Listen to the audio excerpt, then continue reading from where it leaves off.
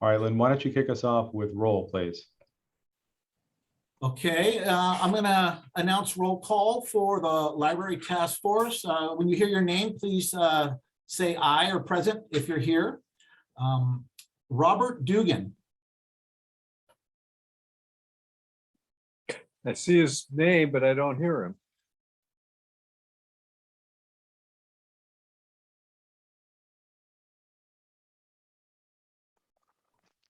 Robert, if you could unmute yourself, I think we might be able to hear you. How's that? Perfect. But I'm still trying. I had troubles with my computer, so I had to get my iPad. I think you're good now. So we'll move on. David Harris. Present. Susan Moore. Present. S. Camille Chenoweth Moyer. Present. Alfred Navarro. Present. John Schmitz. Present. Lori Wilcox. Present. I have all Library Task Force members present. Very good. Thank you, Lynn. So what I'd like to do is we have a short agenda. We have 2 items. The first item is just some introductions. I'd like everyone just to get to know each other as much as we can in this environment, since we're going to be working together. And thank you all for being available today, and also for being available for our meetings to come. So I appreciate your time and you volunteering to help the city. So as far as our introductions, maybe I'll start with myself, then we'll go to Lynn, and then I'm going to call on folks as they appear on my screen from left to right. So my name is Carlo Tomaino. You can just call me Carlo. I'm the Assistant City Manager here. I've been with the city for about 1.5 years. I currently live in Orange County, and I worked for the city of Lake Forest for about 13 years in the city manager's office, and I'm excited to be working with you. Those who don't know me, my name is Lynn Deadman. I'm the senior analyst in the department. I've been working for the city about 6 years now. The best way to describe what I do is I am the assistant, I assist the city manager and the assistant city manager in carrying out the council policies and direction. I grew up in La Mesa, so it's been a pleasure to work here. And I'm excited to be a part of the task force. Very good. Thank you, Lynn. So next we'll have an introduction from Ms. Lori Wilcox. Hi. Let's see, up until June, I was an employee of the La Mesa Spring Valley School District. I taught for 35 years. I moved a bunch of times. I started at Murdoch, then I went to Highlands, then I opened Sweetwater Springs, then they moved me back to Murdoch, then they moved me back to Highlands, and then I requested to move to Rolando. So I finished out my career at Rolando. And since then, I am living my best life, happily retired. Very good. Thank you. Mr. Navarro. Yes. Well, I've been in La Mesa for 2 years. Previously, I lived in Lakeside. And I sold my house in Lakeside and moved over to La Mesa. And I have really enjoyed this last 2 years here. I previously worked at North Island Naval Air Station. I retired from there back in '87. And then I taught school at Christian Heritage College, which is now San Diego College. And basically, we love the libraries. We have been to just about all the libraries in San Diego County, except for Borrego. I haven't been to that one yet. And Lakeside, we helped, when I was in Lakeside, we helped raise funds for the library at Lakeside, which is currently being built right off of Woodside. It's gonna be a big one. I was there yesterday, and I can see the construction going up, and it's gonna be a nice one. Anyway, I'm retired, and I'm willing to help out in whatever way I can to see how the libraries in La Mesa can become even more useful to the public. Thank you very much, Mr. Navarro. Next, we'll have Mr. John Smith. Good afternoon. I think most of you know I'm president of the Friends of the La Mesa Library for the last 10 years. Actually kind of got into it by accident. My wife is the big reader and library user.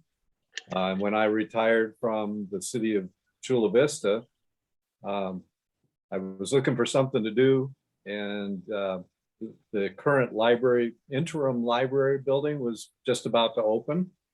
And through one means or another, I got involved with the Friends. So my wife and I have lived in the city for 45 years, raised 2 sons, one of whom used to work for Mr. Duggan. And we've been involved in a lot of things and always looking to improve our community. So I had worked for the city of La Mesa for 9 years in the 90s. So I have a pretty good understanding of the community in general and the city in particular. So I'm looking forward to moving forward on this task force. Thank you, sir. Mr. Harris. David Harris. I am a native San Diegan. I've lived in La Mesa for 15 years. And I also worked in city government starting in 1990 in the city of Chula Vista, Community Development Department. And then worked there for 4 or 5 years and then moved up to Oceanside. Whereas in the Housing and Neighborhood Services Department for 7 years, and then finished out my career at the city of Encinitas in the Housing Planning Department as the housing manager. And I'm an avid paddler.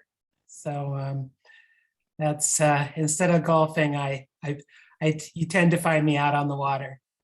Very good. Very good. Thank you. Next, we'll hear from Ms. Chadwick Moyer.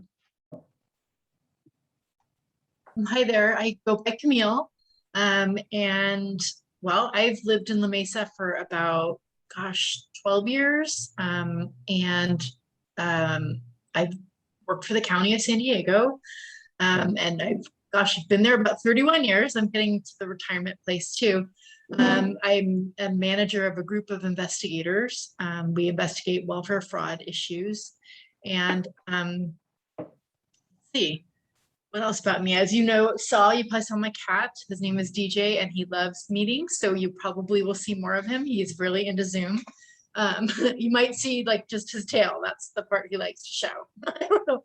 So yeah, and I have a teenager. We were pretty avid library users until kind of the teenage years. And then of course the pandemic, because that's sort of the time it's harder to get into the library these days if you're working a traditional time frame. But yeah, that's all about me. I'm looking forward to this. Thank you. Camille, thank you so much for that introduction. And yes, I'm sure we'll be seeing more of your cat. Mine loves to join the Zoom meetings as well. She likes to show her rear at very inopportune times. All right, next we'll hear from Ms. Susan Moore. Hi, I'm Susan Moore. I'm Deputy Director for the County Library. I oversee all of facilities for the county, which means our capital projects and all the regular maintenance of all of our buildings. Learning, marketing, and engagement, which is programs and marketing, and then about half of our branches as direct supervisor. And I've been with the county here for 14 years, and before that I was with the Louisville Free Public Library in Kentucky. Very good, thank you very much. Last but not least, Mr. Duggan. Yes, Bob Duggan. Want to say it's an honor to be on this committee because I really believe in the success of the library, and been a resident of La Mesa for 46 years. Ran Art Madrid's campaign for a couple of terms. I'm a real estate investor, realtor that family owned, and John Schmidt's son was one of my best employees. I was a treasurer for the Prop D for the police and fire station. Then once we were successful on that, I joined the oversight committee so we could watch every dollar that was going out as far as the building of the police and fire station. Was on the planning commission for 15 years. So I know pretty much the ins and outs of the city and what it's going to do to make the city just even that much more greater. And that's it. Well, thank you very much. We appreciate your help, everyone's time, and look forward to working with you. So next, what it will do is we'll move over to item number 2. So what I have for you is just an overview presentation, just to try to get everyone caught up to speed as much as possible in terms of how we are with the current library, how we got to this place, because I think it will help inform discussion and decisions moving forward. So with that, I'm going to look to share my screen.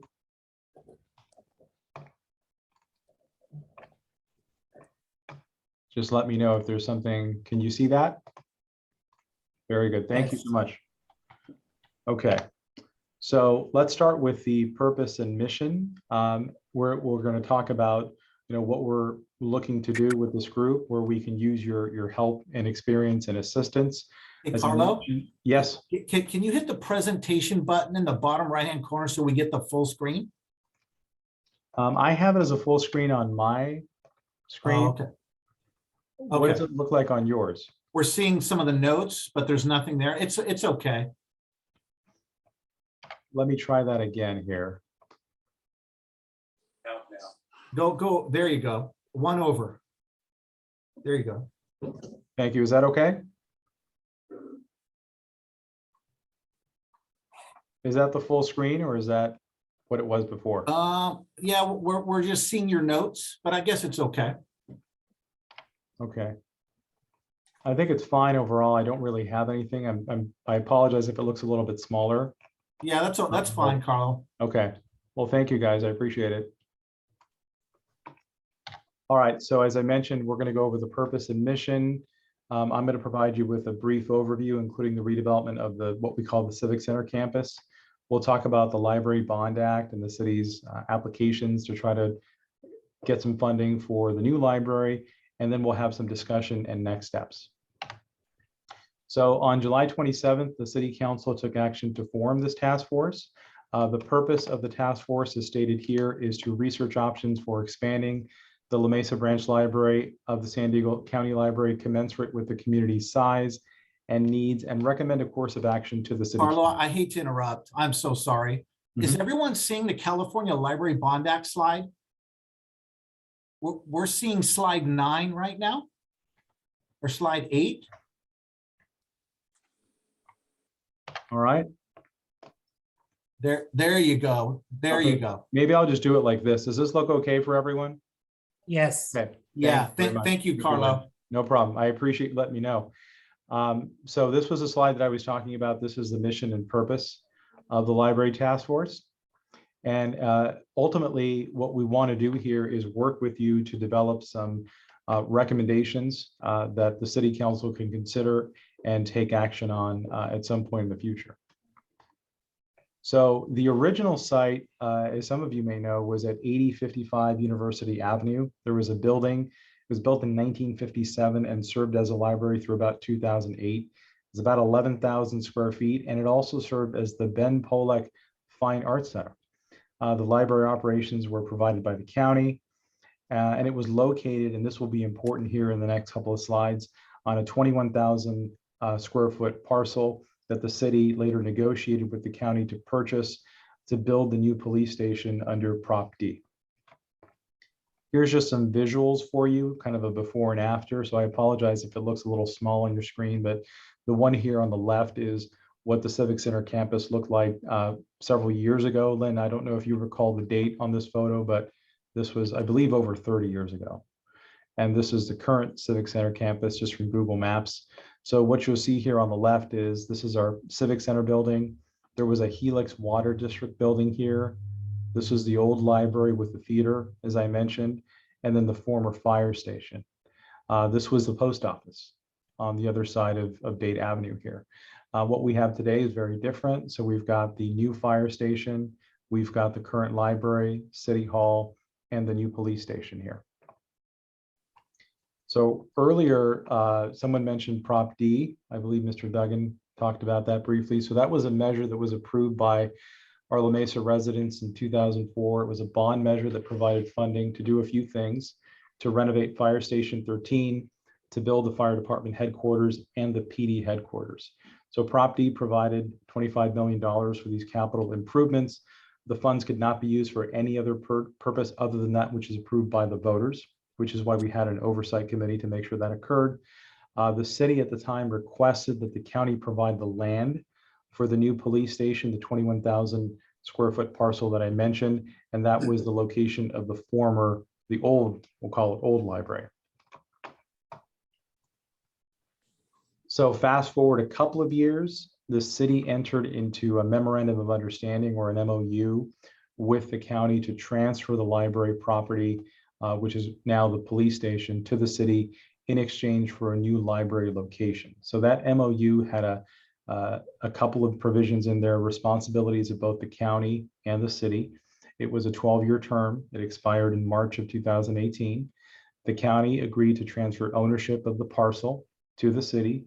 The city agreed to construct a 10,000 square foot library space and provide for relocation cost, fund plan development, the environmental documents, and FF&E, or really new furnishings and fixtures and things like that. The county and the city agreed to jointly cooperate in the development of a new library, and the county agreed also to continue to provide library operations for another 40 years.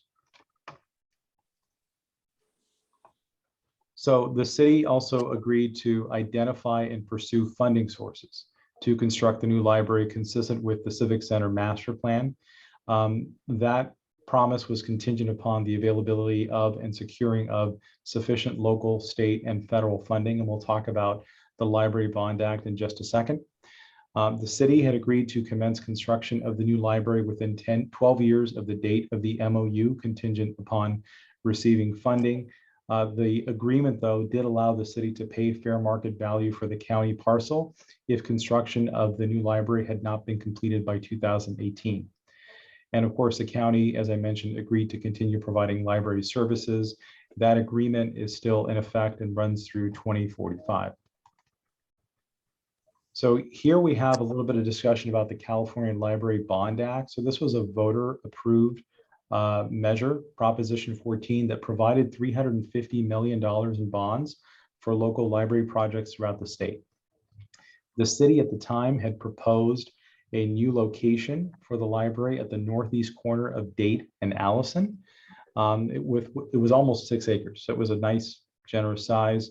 The proposed building was 32,000 square feet and a total size of 64,000 square feet, and if you include the surface parking lot.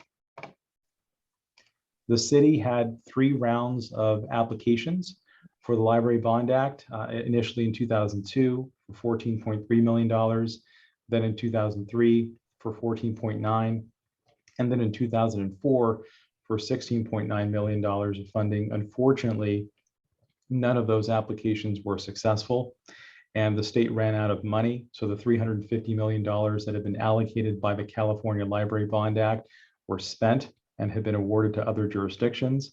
There was an attempt in 2006 via Prop 81 to pass another voter measure to issue more bonds, this time $600 million, but that did not pass. And then there were about 12 years that passed. As I mentioned, the city entered into the MOU in 2006. And because the library had not been built in 2018, the city paid the county the fair market value for the parcel at $745,000. So for the construction of the current library, the city and what was then the redevelopment agency issued certificates of participation, otherwise known as COPs, to fund the design and construction of the current library and the post office. So the COPs were issued in 2 rounds, series 2006A and 2006B, which provided $5 million in bond proceeds. The fire station had been used as security for the COPs, and the city also at the time entered into a 40-year lease with the post office to help underwrite the cost of the repayment of the COP. So that means that the lease revenue that's generated by the post office is committed to helping pay back the certificates of participation, which are expected to be repaid in about 5 years in 2026. So the current library has a total size of almost 18,000 square feet, 17,725. It was designed as a flexible space to try to accommodate future community needs. As you all know, the library shares that space with the post office. So the library's got about just over 10,000 and the post office has just over 7,000 square feet. The city owns and maintains the buildings and the county of San Diego provides library services. So just to give you a quick summary of the presentation. So the Civic Center site has obviously undergone a significant level of redevelopment and change over several decades with the construction of the new fire headquarters, the police station. Property was instrumental in helping to pay for these new facilities. The city issued debt in the form of COPs to fund the construction of the current library. As I mentioned, those will be paid off in 2026, and the post office lease supports the debt repayment for that bond issuance. And the city's lease with the post office is still effective and it runs through 2042. The city, as I mentioned, applied 3 times for the State Library Bond Act, but was unfortunately unsuccessful in those attempts from 2002 to 2004. We do not know of any current or new sources of grant funding for library projects because that is something that we'd be very interested in learning about if that opportunity arose, but there doesn't appear to be one at the moment. And with that, I want to conclude my presentation and just open it up to some questions and discussion on this item.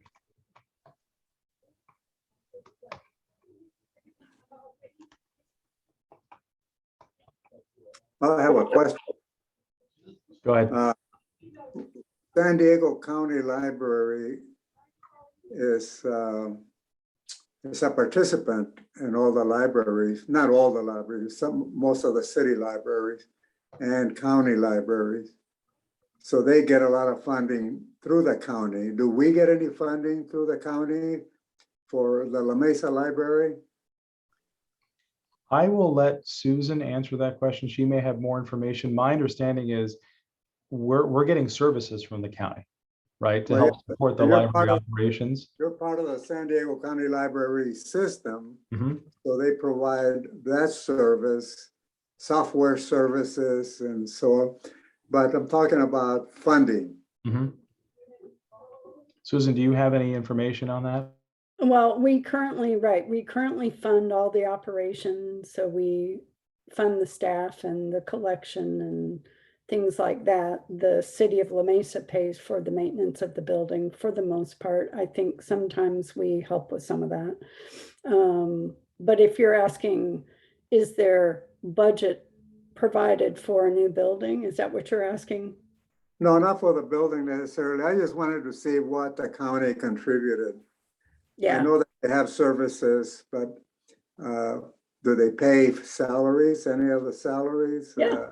We pay all the salaries of all the staff. We pay all their benefits. We provide all the books and access to the computer catalog. We provide all the programs that the Friends don't pay for. Okay. So we pay for a lot. All right. So the city is primarily providing the space, the building, and the parking, and that's it. That's a pretty good deal too. Well, yeah, it is. John, what have I missed? Well, for Mr. Navarro's information, because he said he came from Lakeside. And I think it's important for all the committee members to understand the county has definitely a different way of interacting with incorporated cities like La Mesa, Poway, Santee, than it does for unincorporated communities. The old La Mesa Library, when it was on county land and the building was owned by the county, was apparently a model back from the 40s and 50s. And somewhere along the line, they changed. And now they have this model where if they're providing library services in an incorporated city, they expect the cities to provide the facilities and they provide the service. That isn't gospel, because the county built a new library in Imperial Beach. Right. We built but that was the result of Supervisor Cox, his district was primarily incorporated communities. And so he had a little more, he had less demand on county resources to provide library services in his district. Our district, Diane Jacobs had, I don't know how many communities that are in that second district, that many of them need new or improved libraries. So there's slicing and dicing county monies up amongst those other communities. So they turn and look at cities like La Mesa and Santee especially to provide the buildings. And yes, so- you're right in that different cities handle it in different ways. Like Carlsbad, they fund everything, including pay salaries. They're not associated with the county at all. Correct. Correct. They have a very nice, nice library system that they are able to sustain on their own. And there are other examples of that. There's also, like John said, Imperial Beach. My recollection without looking is I think the city provided the property and we built the building. So there is. That's correct. skin That's in the absolutely correct. game, I guess is what I would say.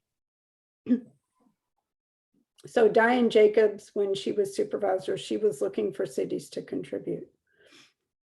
Mhm. Very good, thank you. You're welcome. I guess Carlo or Lynn, in your presentation, you talked about the post office lease that was obviously vital to paying for the bond, making the bond payments. And does anybody know what the background was and why it was so? Carlo, from our discussion, when you introduced me to this group, you made it sound like the city doesn't have any leeway or leverage if we wanted to ask the post office to find new headquarters, even after the bonds were paid off. So Do you know why that was done that way? Or Bob, maybe you know. I can answer a little bit, and maybe Bob may have more to fill in, but what I understand is that typically the US Post Office has a standard lease with their landlords, and they kind of drive that car a little bit. So the way that our lease is set up, it's a 20-year initial term with 4 5-year extensions, so an additional 20 years at the tenant's option. So really it's at the post office option to extend the lease. I'm not saying there's no room for negotiation or an amendment there, but the way the lease is set up now, we'd have to go back to the post office and ask if they want to remain there, what options they want to exercise. And of course, as I mentioned, the COPs rely upon the lease revenue at least through 2026 to pay for those bonds. Do you know what the balance due is on those bonds? How much is left? Currently, I don't know. I can get that information for you if you'd like to know, but it's 5 years left at this point.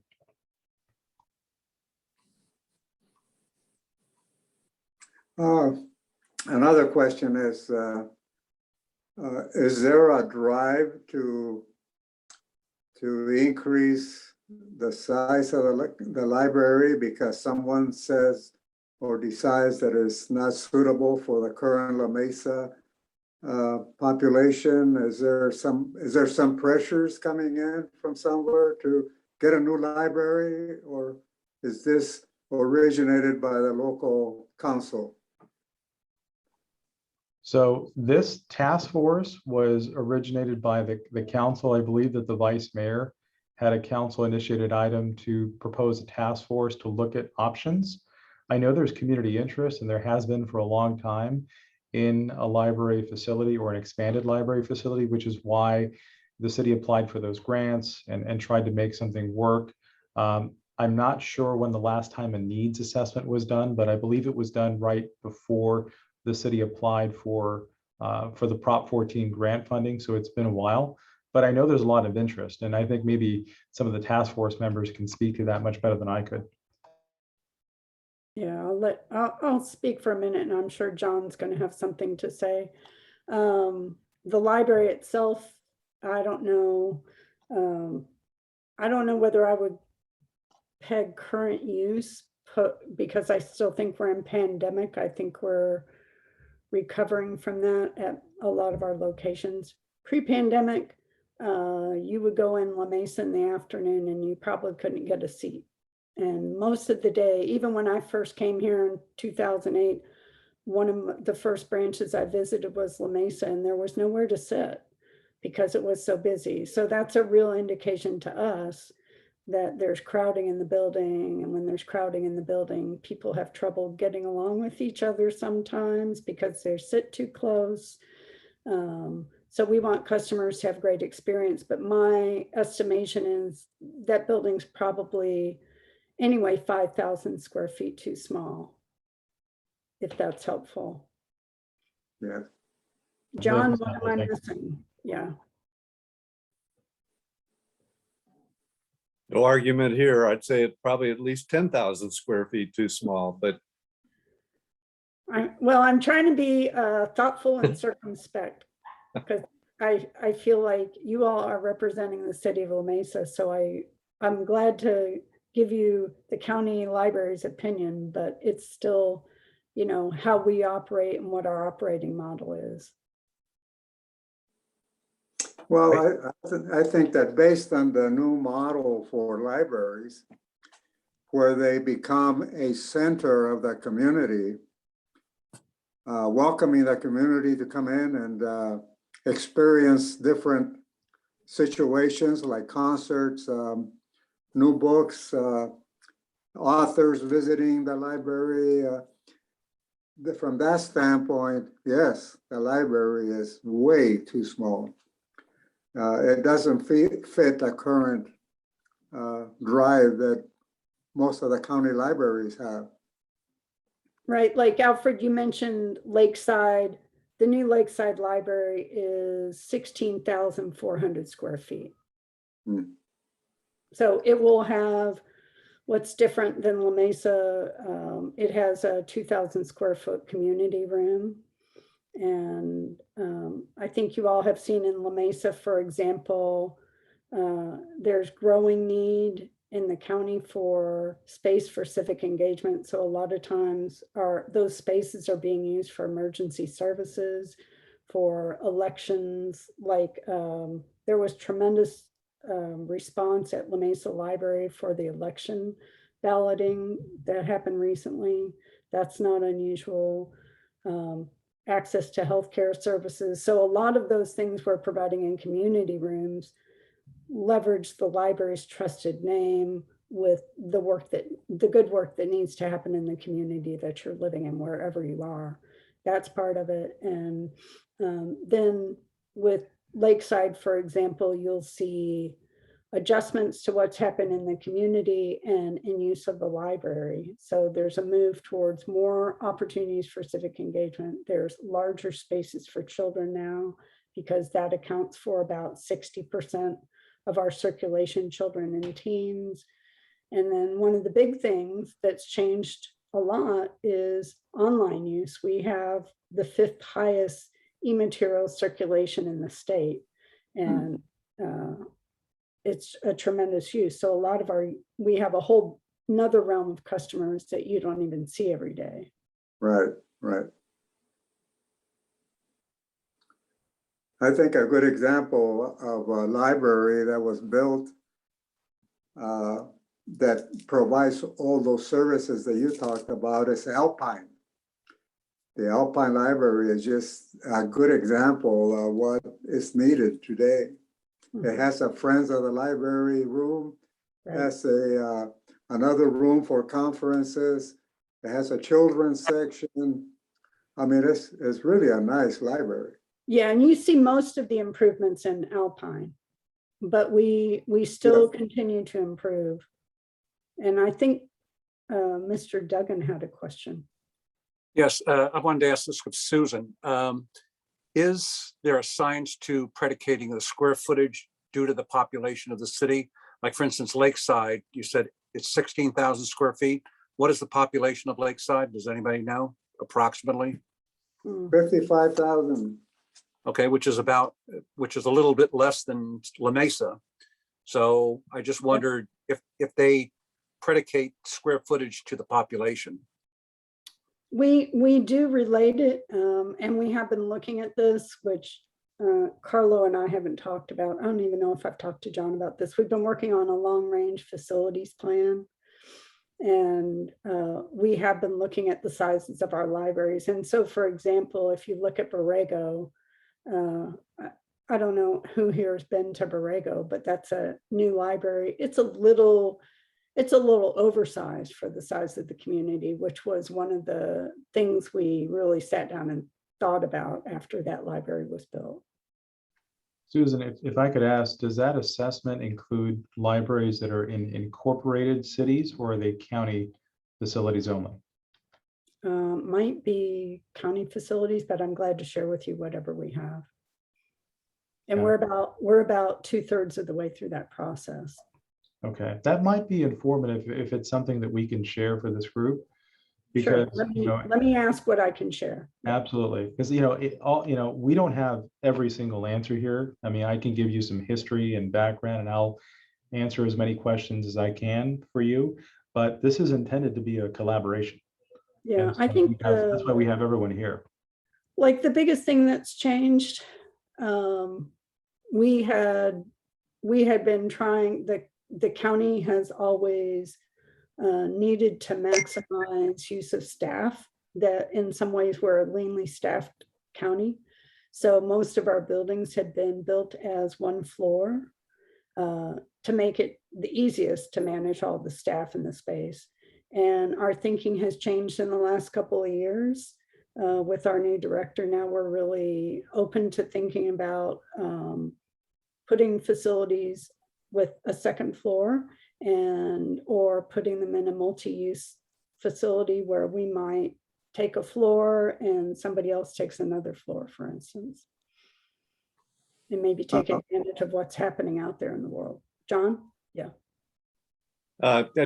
Going to Alfred's comment about Alpine's library and kind of answering a question of Bob, there's square footage within a building that is very expensive to build.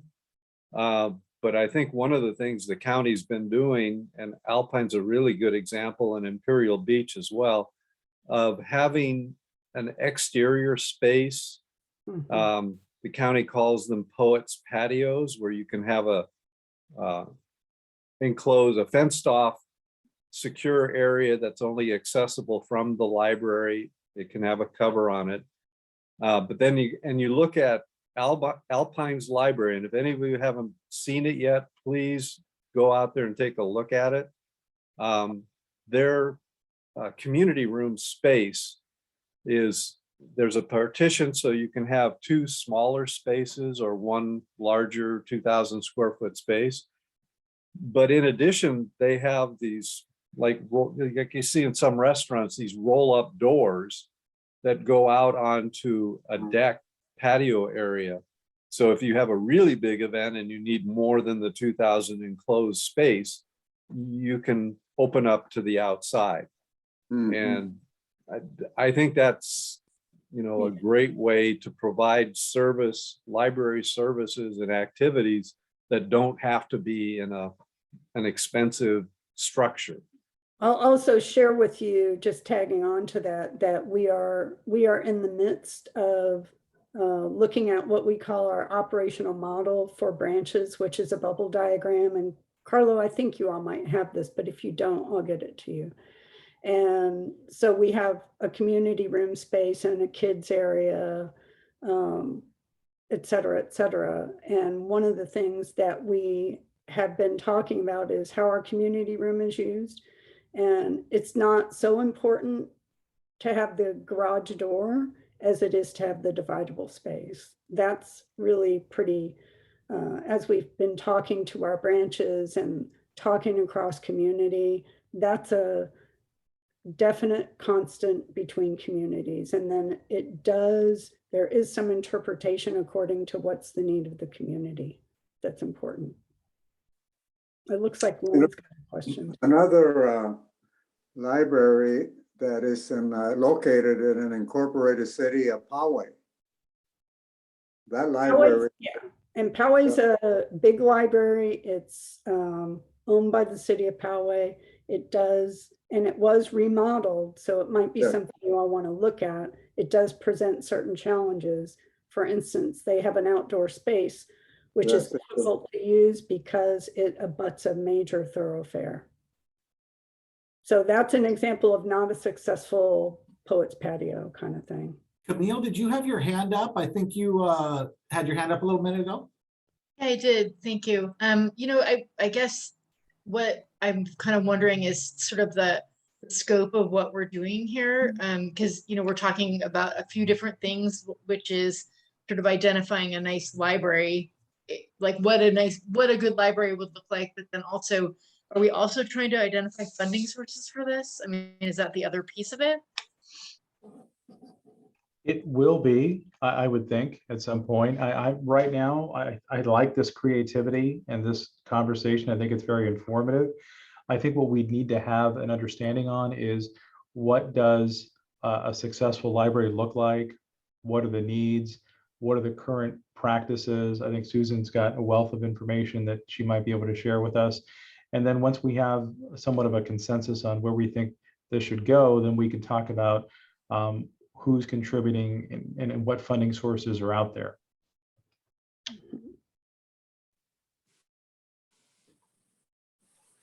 Yeah, that's a good idea, a good direction to identify what a successful library looks like for La Mesa. And I think there's a lot of examples out there. If I could, one thing to keep in mind, the Friends with the new library got its bookstore, which was really successful at the beginning. It settled down into a different pattern. But one of the things I wanted to do with my presidency was to create an organization that was open and public. So if we ever got to the point where we had to do some fundraising, if the city and the county turned to the Friends and said, go find us some money, that if we were going around tapping on shoulders in the community, that we could demonstrate to them that we had the ability to receive and handle and be good stewards of a large amount of money. I hope I'm not bragging too much, but at this time we've got about $60,000 in the bank. And I had previous council people come to me and say, why don't you do some fundraising? And my answer to them was, for what? I'm not going to go around wasting my time asking people in the community for money if there's no vision. And I'm hoping this task force can create a vision, take it to the council, and get them to buy in politically, that then we can go out into the community and say, will you help? And my example is the Boys and Girls Club.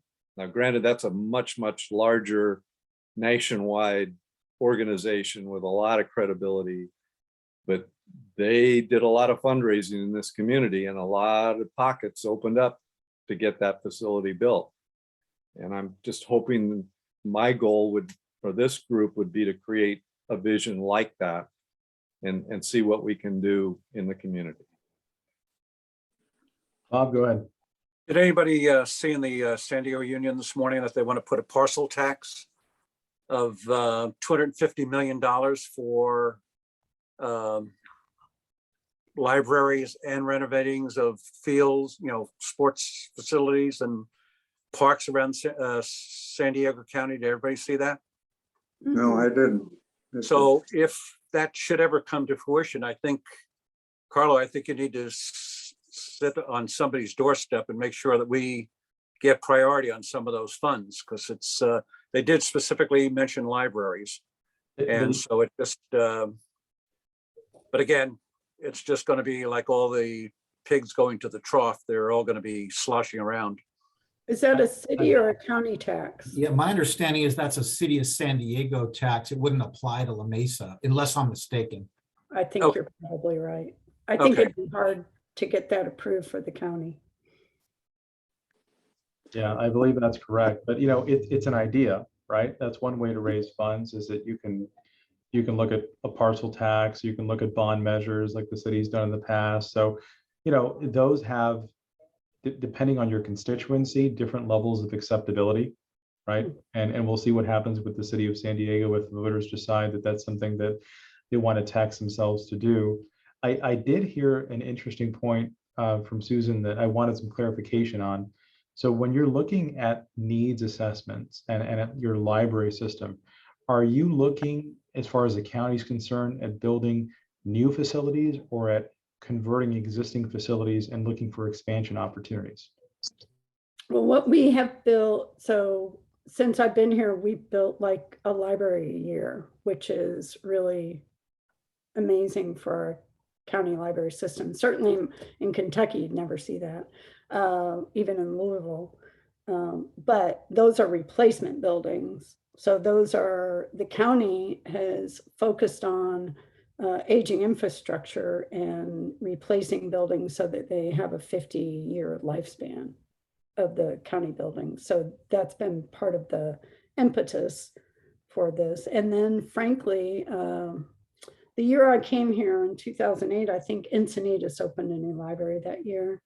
And it created lots of community interest throughout the county by other communities. So Fallbrook wanted a new library when they saw Encinitas get one. And they started clamoring for it and asking what they could do to fundraise and make it happen. And a lot of times, community input has really influenced the building of new libraries. And the comment that was made about having the vision, which is necessary to raise funds, is very important. I think the county made the Lakeside Friends of the Library raise about $150,000. And they did it because they had a goal, a vision, and people turned out for that. I mean, there was garage sales going on. There was a whole bunch of stuff because they knew how much money they had to raise. And they turned out and did it. So I agree with that. What a successful effort should look like. And the vision is very important. What we need, why we need it, and when we need it. But I think we have, unfortunately, in La Mesa, we are very limited on parcels that we can actually put a brand new building on.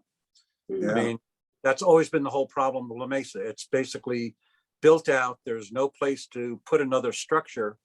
And I mean, let's admit, the elephant in the room is hopefully one day we can take over the post office. I mean, that's the really optimum way to go.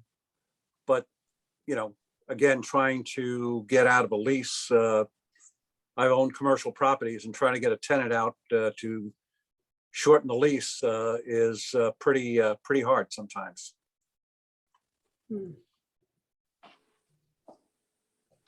Lori, Yeah. Yeah, I had a question about Exhibit C that was in the packet that had where the parking lot is on the corner of Spring and Allison. It says proposed county branch library. Is that what you referred to at the beginning, Carlo, when there was this gigantic proposed building? Is that superimposed kind of in here where the interim, do you know which document I'm talking about? I do. Yeah, I had a slide in my presentation about it, and it looks like John's got something right behind him. that speaks to that very point. Do you want to show us that exhibit, John?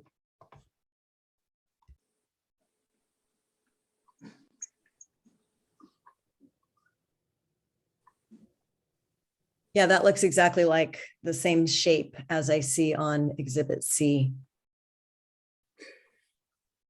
Carlo, question. Obviously, the city hall has been antiquated, and God forbid, I mean, thank God they didn't burn it down last year. Probably that would have been a blessing, I guess. But where does the city think that they're going to be possibly putting a new city hall in the future? And is it a combination of city hall and library for where the city hall is now and the lot across the street? Is that what they're thinking of going? So in doing research for this project, there was a 2012 Civic Center master plan. I'd be happy to share that with you guys. That was done with the thinking that the city hall, one proposal would be to put the new city hall where the library was supposed to go. And it was a joint use building. It talked about moving potentially the post office into that building, as I recall. So I think that was the initial thought. That document's about 8 or 9 years old now, putting the new city hall at the northeast corner of Allison in that location, and trying to move the post office over and keeping the library where it is and providing for expansion opportunity. Okay.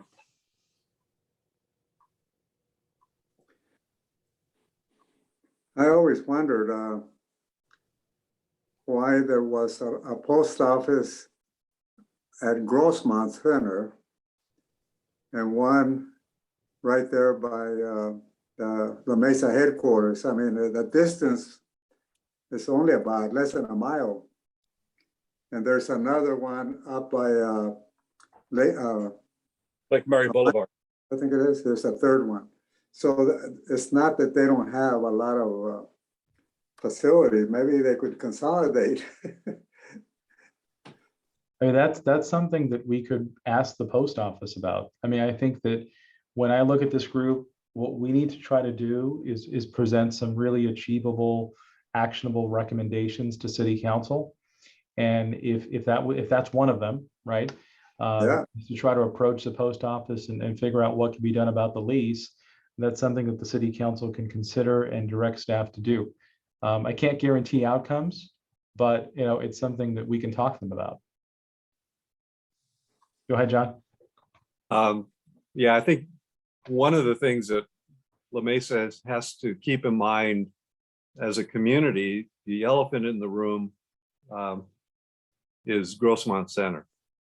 With the new ownership, I know the Cushman family was looking at repurposing or revitalizing the center some years back. And supposedly the new company that bought them out is probably in their stage of reimagining. Who knows what the heck they're going to come in, and whether it will include a post office or not having a post office, having a post office that consolidates the Civic Center with the existing Grossmont Center. So, there's a lot of variables out there that are way beyond our control. Right. I understand that. And my understanding is nothing will happen at Grossmont until after 2025 because of the current leases. So I don't think we are going to wait 4 years to wait and see what the Cushmans do. I mean, the new company does. But I agree. If it's a mixed use type of project development there, it could certainly accommodate post office needs or many other city needs as well.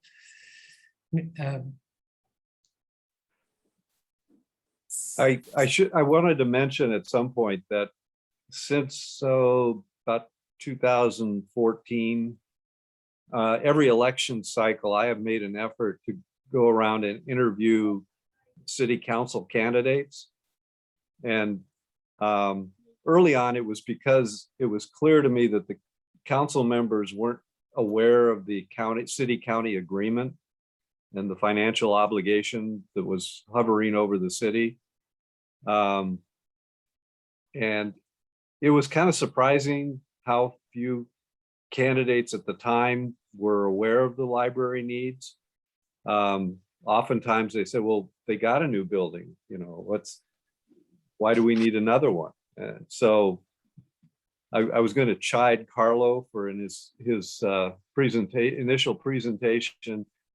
He left the word interim out of the the current library building, because that's what it was supposed to have been. And somewhere along the line, the city decided they didn't want to keep using the term interim because they couldn't come up with the funds to build a permanent library.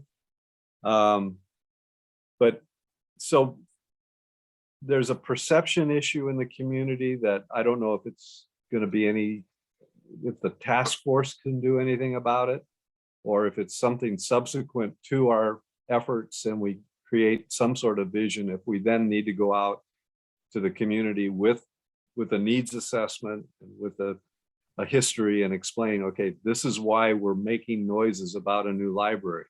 This library wasn't built as a library.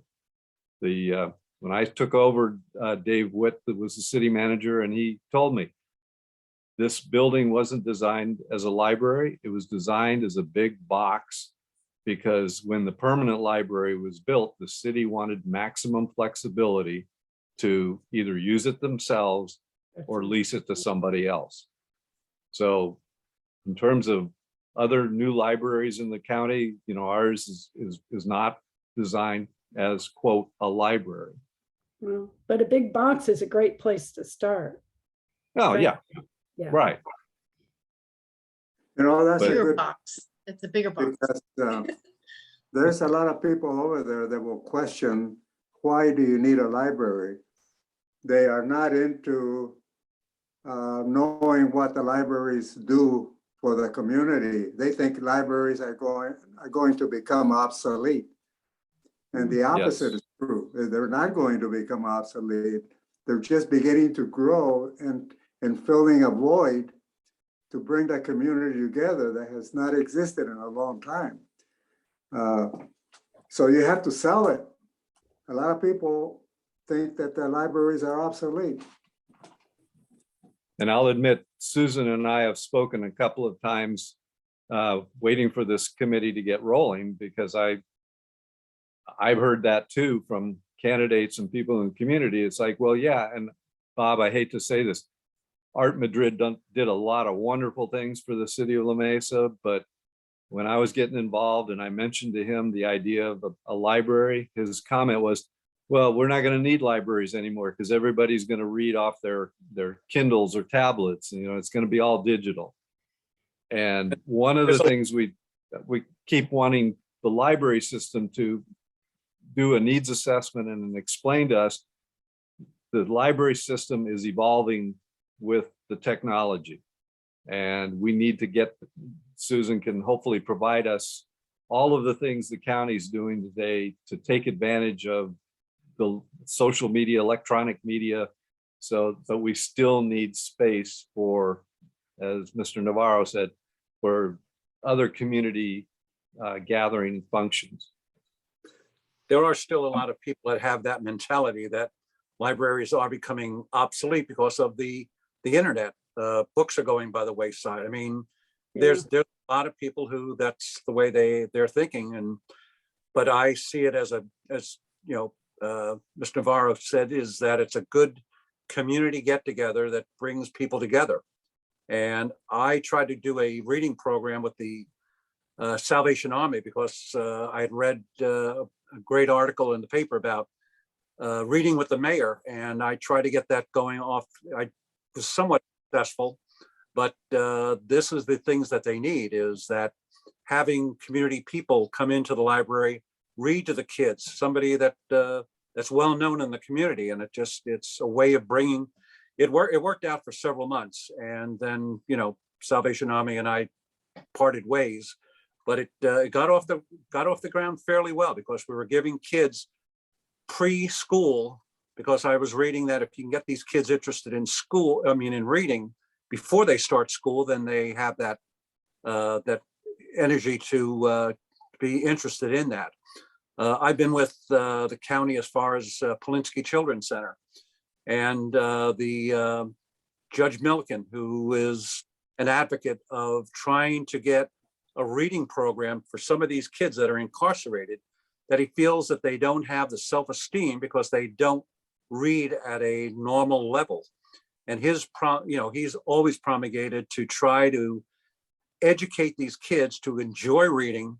And again, if you bring these people into libraries and teach them the basics and get them interested in reading, it makes the community that much better.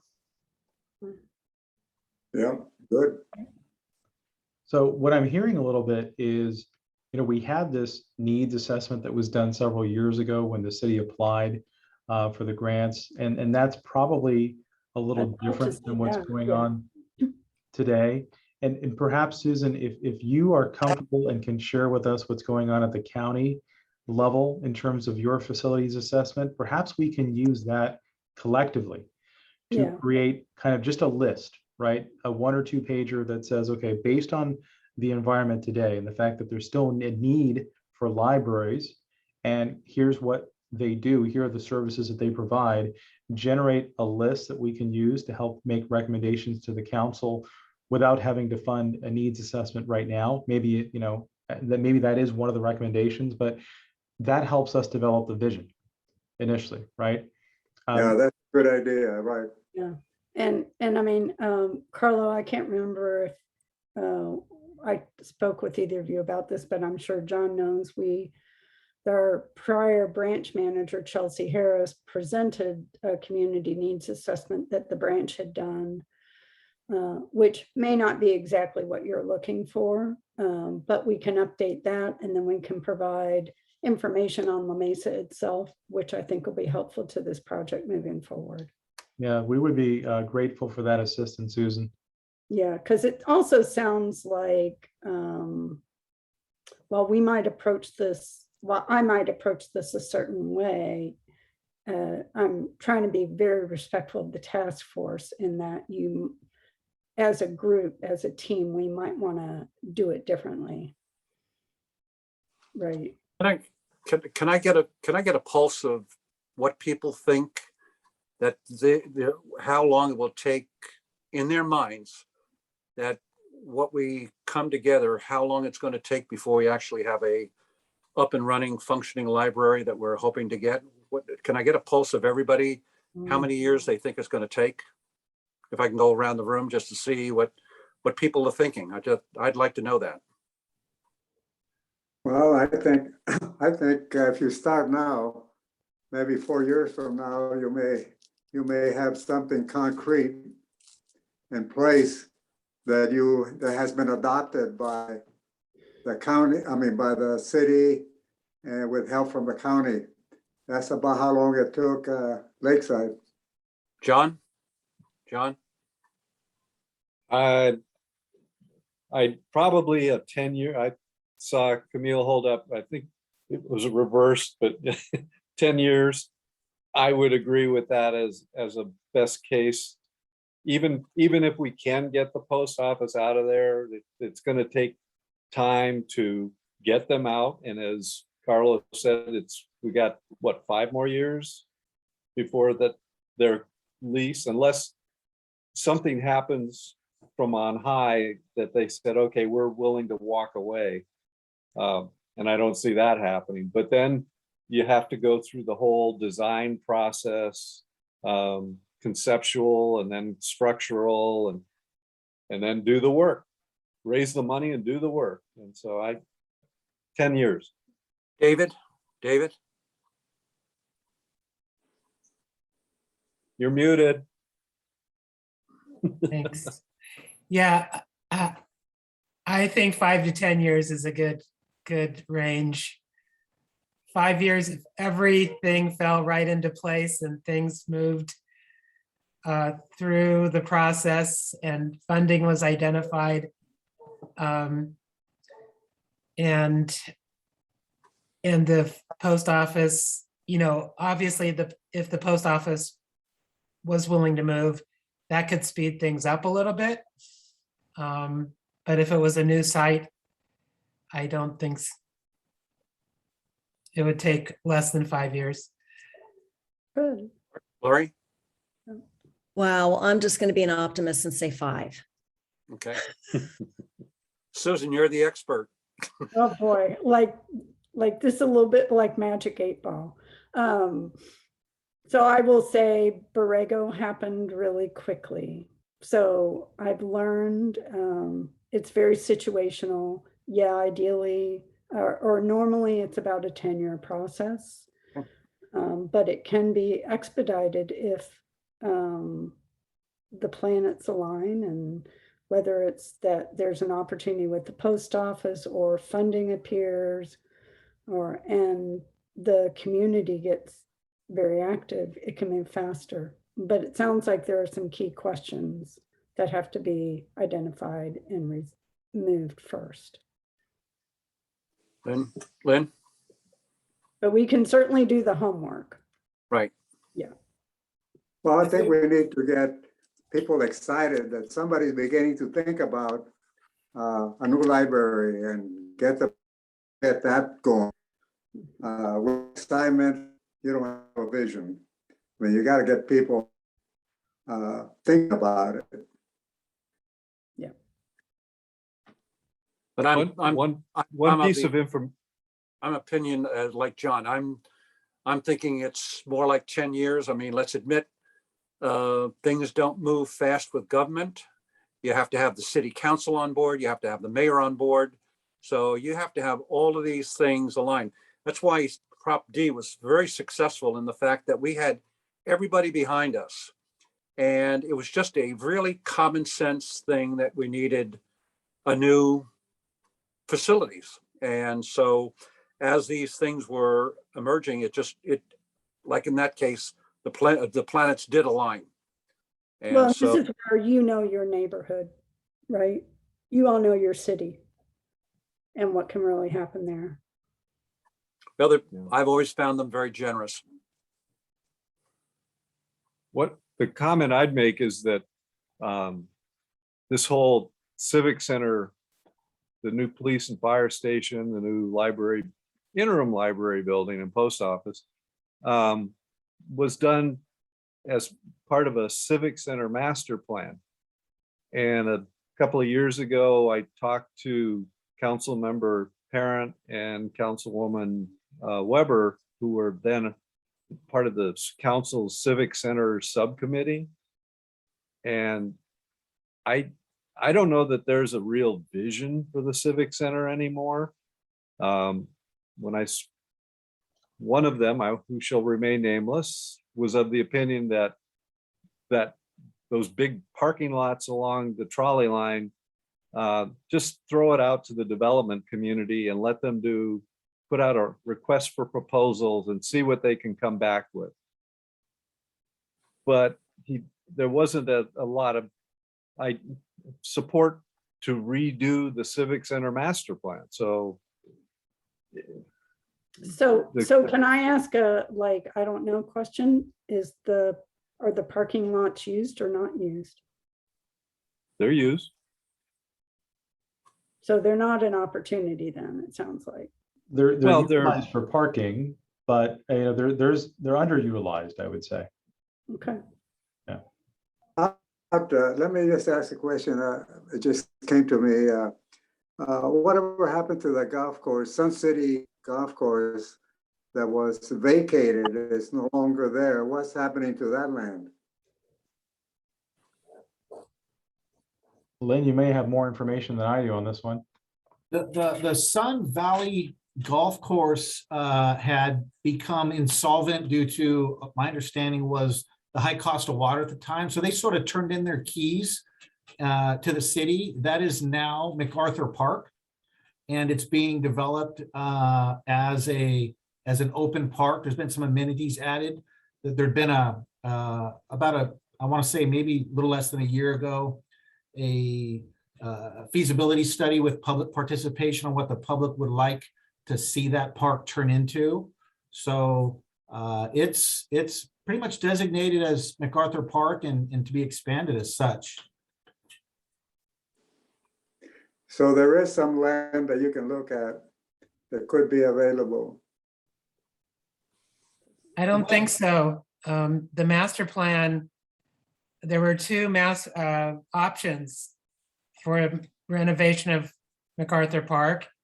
They ranged from 60 to 70 million dollars each. And it included moving this adult enrichment center to the park and expanding the community center and a new aquatics facility and a lot of other recreational amenities. There was never any consideration in either of the options for the library. Is that your understanding, Lynn? It is. I think up there, David, I think you might even have been a participant in that effort, if I Yes. remember. You have the community center up there, the municipal pool, which are aging facilities. I think they were built maybe in the 50s, late 50s. And the idea is to find funding sources to rebuild there and update those facilities. Where those facilities are located is really where the buildable land is. If you look at the topography of the rest of it, it's very hilly, more conducive for a park. So that is my understanding is a reconstruction of some of those facilities within the next 10 years and MacArthur Park moving forward as community space, unless I'm mistaken, David. Oh, that sounds right. I'd like to ask a generic question. Why does the city need an adult enrichment center? If we had a nice library, wouldn't that be the same thing? Yes. Just being facetious. Yeah, it could be, right. That's exactly the point, that you can have these activities if you have the space to do it in, and it brings a community together. Right now, they have, I think on Sundays, they have a square dance instructor, and a lot of people show up for that. It brings a community together. I mean, that's the point. But to chime in on what John's saying, why couldn't they do that up at the community center up on top of the hill? They could do the same thing. Same thing, yeah. And then Coots thing, that place is tiny. No. The big community center up on top of the hill. And to just, I don't want to correct Lynn, because Lynn used to be the city's representative on the Friends of the Library board. So we know each other, but the community center, the westerly portion of it was built in the 50s. The big conference center, ball buffet or conference room, that was built in the 80s. Yeah, and I think the Adult Enrichment Center might have been built in the 70s, John, unless I'm mistaken, early 70s.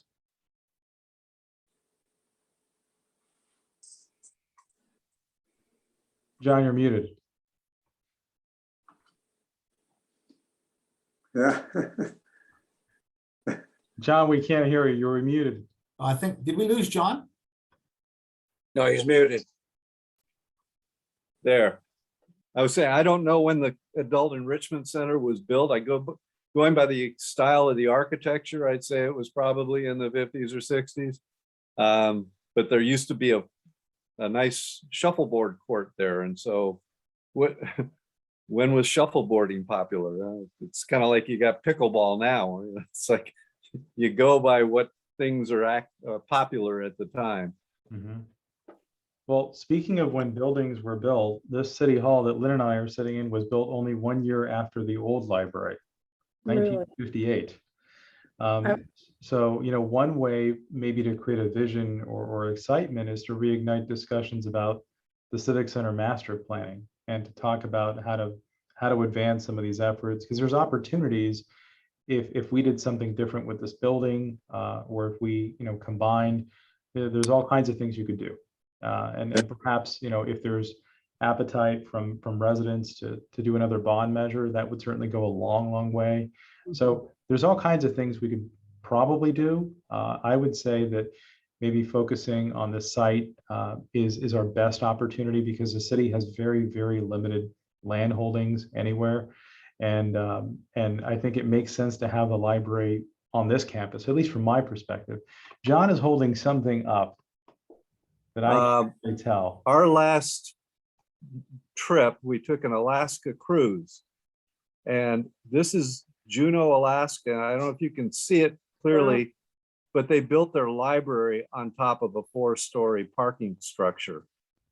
Yeah. And if the city feels they need parking in the Civic Center and want to build a parking structure, hey, just put it on top of the parking structure. Just to piggyback on what Carlos said real quick, I know, John, you had mentioned the current library being kind of built as a box, as possibly being used if the city were to get the grant funding and build the permanent library, that it would be reused appropriately. But when Carlo and I had talked a little bit about this before this meeting, and when you look at the high ceilings of that box kind of nature of the library, if it were to be successful, that the post office were to move out of there, that adds 7,000 square feet. So now we're at 17, but with those high ceilings, there might even be a possibility to add a mezzanine in there. And now you're, in my mind at least, is maybe I'm biased, that now you're really talking about some unique space and use of space in that library by adding a mezzanine that may add another 3,000 to 5,000 square feet. And that's, the structure would need to be done, but that's within reach. That's a practical solution possibly that maybe we talk about. But that got me and Carl a little bit excited when you think about kind of turning that perceived negative into a positive with that building. If we were to be able to relocate the post office. Yeah, Susan might have done that. Carlsbad Library has an extensive mezzanine. Yeah, and it's my understanding, and I've got a set of the plans here, but I'm no structural engineer. My understanding is that that building was designed with oversized footings to add a second story without having to jackhammer out the foundations necessarily. So Yeah, somebody. John, I'm not sure about that, but we need to check it. But I'm not sure about that. Yeah, I'm not sure how the county feels about that kind of idea, but it sounds exciting. Sounds exciting. Yeah. Yeah, I mean, I checked just, Sounds with expensive, but it sounds exciting. Yeah, absolutely. I mean, I checked with engineering on this, and I do believe that the building was designed to support a second level if needed. I'm not an engineer and I can't tell you exactly how that occurs, but I know that it is possible to add a mezzanine and a second level to expand that space. Oh, that's great. So is that something, I'm trying to develop some, initially we're just having this conversation, right? Because I want to understand where the group thinks this is going. Is that an idea that is exciting to this group? Is that something that you'd be interested in exploring?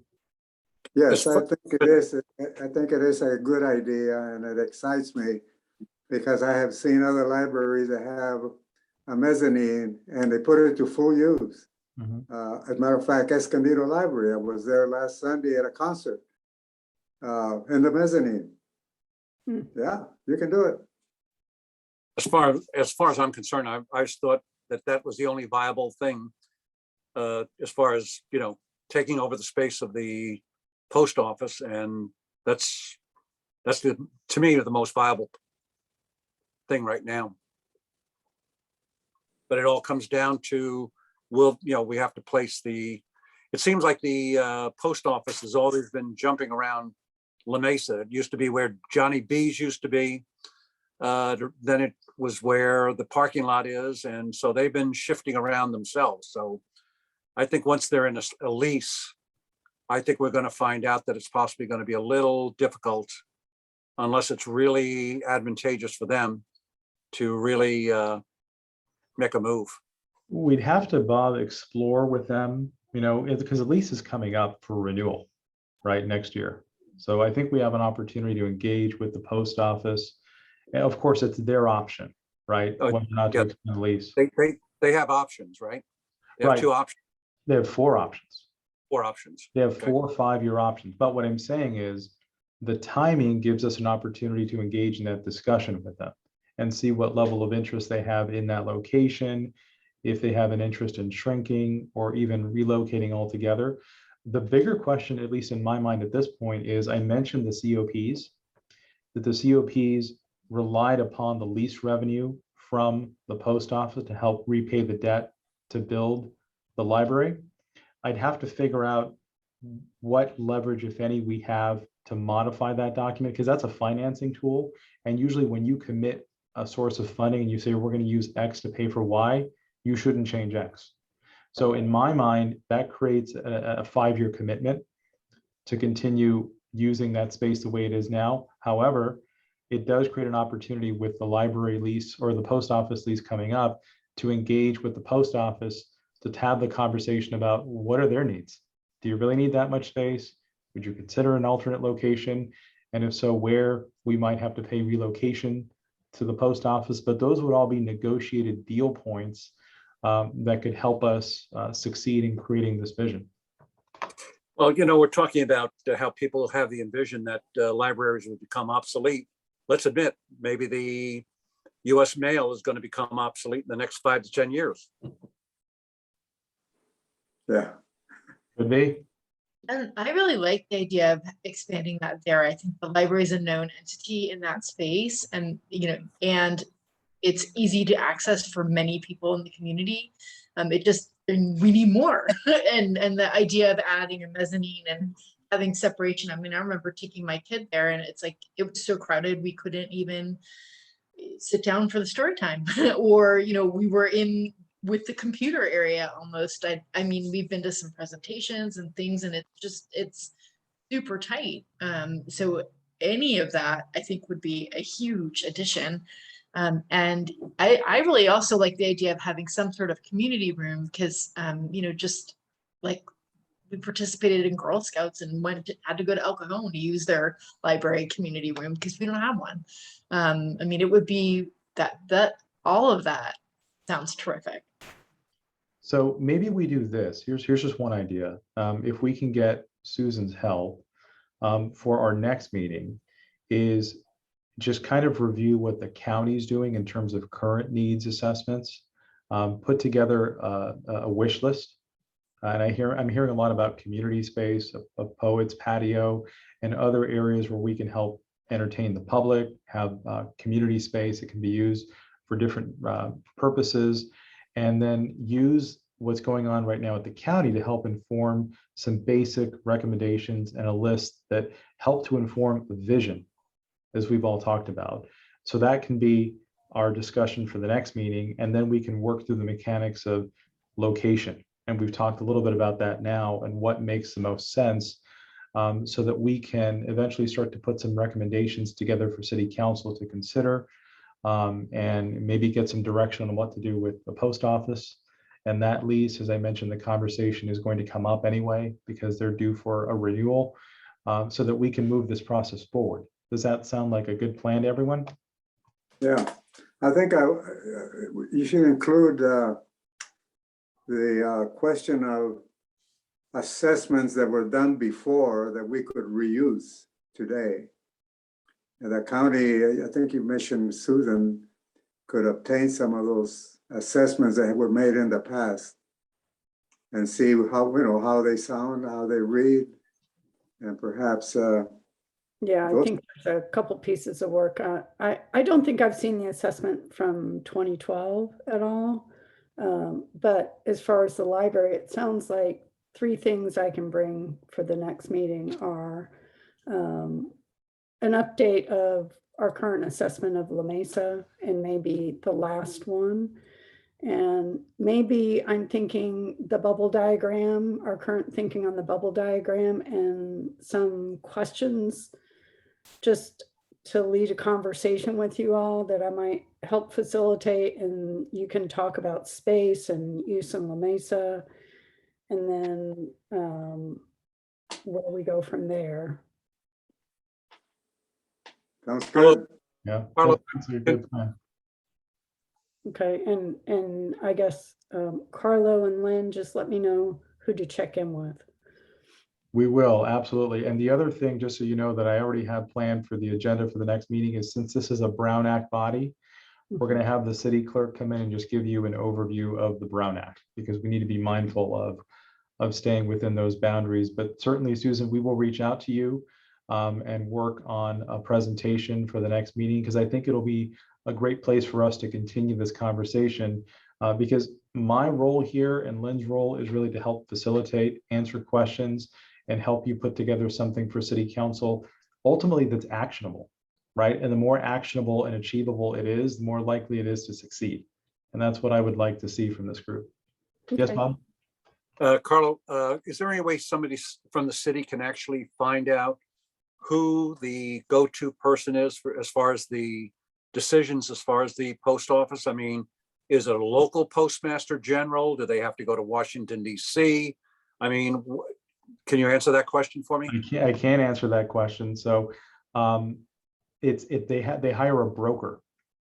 So they hire a national company that does their negotiations for them, and we'd have to work through their broker.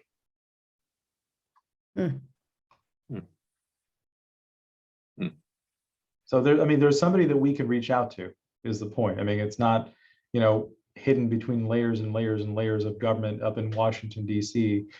We can access somebody that's their representative.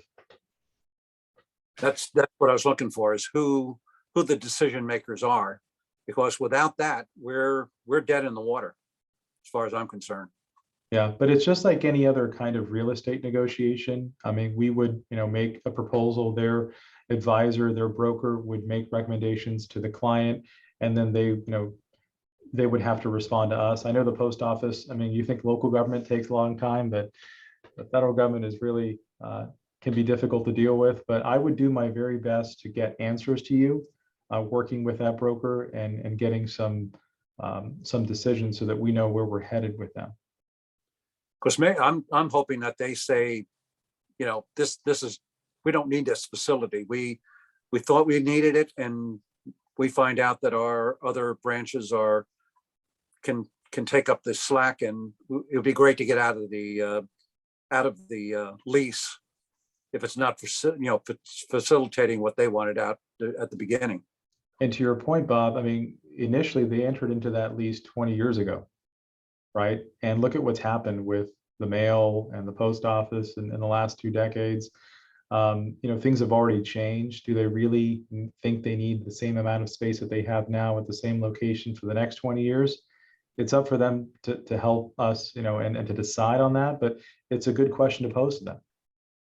I Good, think Carlo. that pandemic has also impacted them severely, and that the number of people using the post office during the pandemic diminished.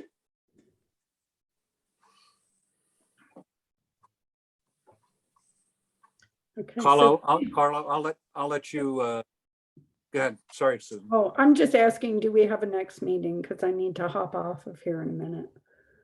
We are going to have our next meeting. I believe we have it scheduled for Thursday, December the 9th. Okay.